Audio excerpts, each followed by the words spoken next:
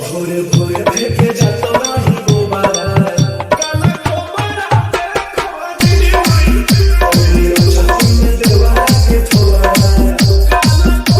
DJ Babbu Raja bass king Maholiya.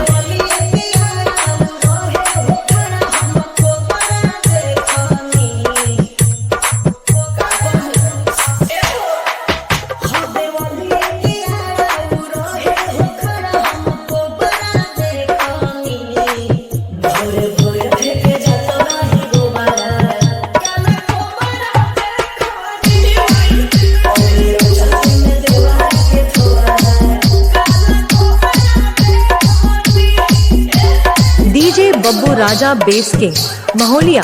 DJ Babbu Raja bass king Maholiya.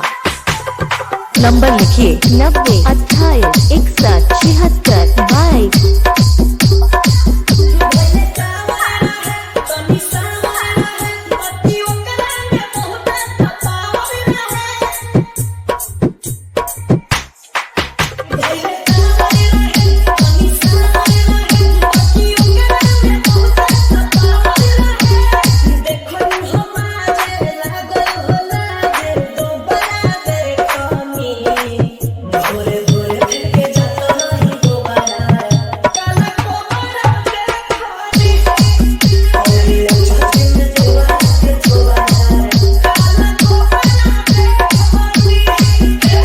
DJ Babbu Raja bass king Maholiya. Number लिखिए 90 28 61 76 22।